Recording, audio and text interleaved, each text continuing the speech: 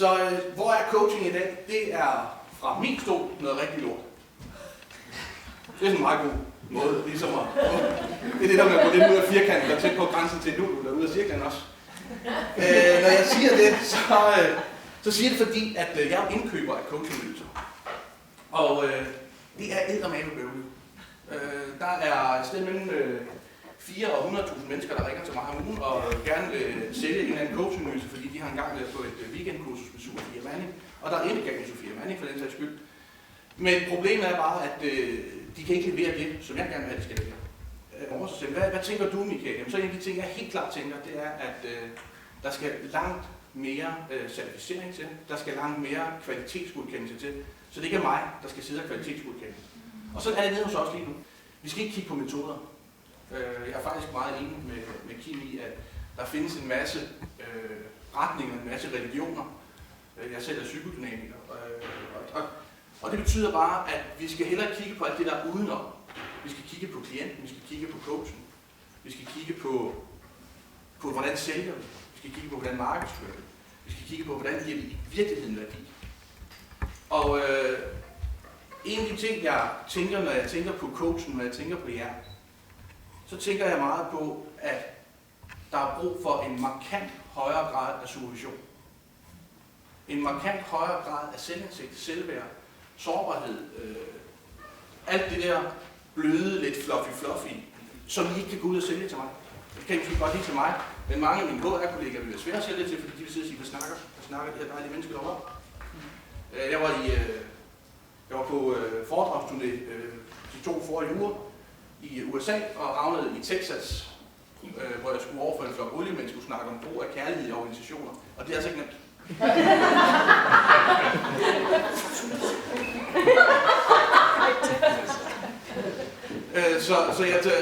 Og med det i mente, så tænker jeg, at I har en udfordring. Men også i sygefravær bruger vi jo coaching. Stress, coaching, fantastisk. Fantastisk redskab. Men I skal bare kunne sælge det. Men for at kunne sælge det, kræver det også, at I ved, hvem dævnen I selv er, fordi hvad er det, I spiller ind med? Og hvordan det, jeg spiller ind med, hvordan får jeg fortalt det i et sprog, som giver mening? Jesper, som kommer fra Operaen, fortalte i morges omkring det med at komme ud og snakke et kultursprog til erhvervsfolk. Ja, det var da ikke nemt. Og jeg forbandt det egentlig også et eller andet sted med at snakke coaching og psykologi og bløde værdi og fluffy til en erhvervsmand. Ja, det er gået op for mig lige nu, som jeg står og taler. Det var fantastisk. Hold da kæft, det er en udfordring. Og så på den ene side, der skal I være bundlinjefokuseret, knivskarpe på, hvad giver 2 streger, hvordan giver jeg mere værdi, hvordan kan de par 1000 kroner, jeg koster i timen, hvordan kan de give 3 gange igen på den samme tid. Og på den samme side, der skal I være i stand til at se, at der er noget, der er større end jer. Jeres klient er større end jer. Jeg skal være skarp på at vide, at når jeg sidder i en samtale, så laver jeg overførsel til min klient, og jeg ved også godt, at der kommer noget tilbage. Men jeg er skarp på, hvad det er, for jeg har min egen hukommelse med. Jeg har min egen historie med, og jeg ved godt, hvordan den påvirker. Kan man ikke det, og er man en af de der coaches, psykoterapeuter, som i bund og grund vil redde alle andre, fordi så kan man redde sig selv, så virker man ikke noget vej.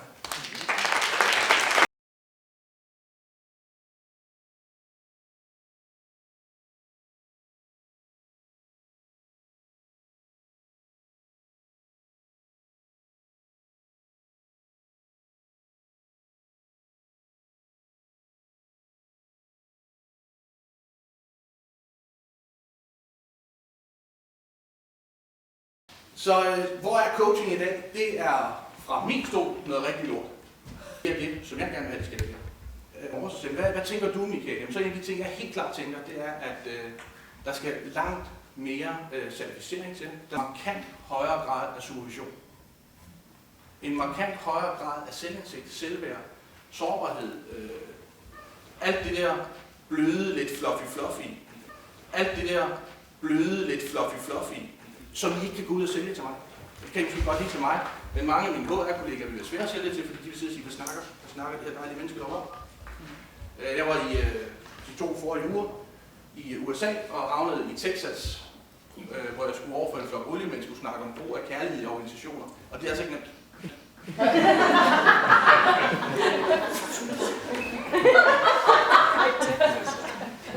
Coaching. Stress. Coaching, fantastisk. Jesper, som kommer fra Operaen, fortalte i morges omkring det med at komme ud og snakke et kultursprog til erhvervsfolk. Ja, det var da ikke nemt. Og der skal I være.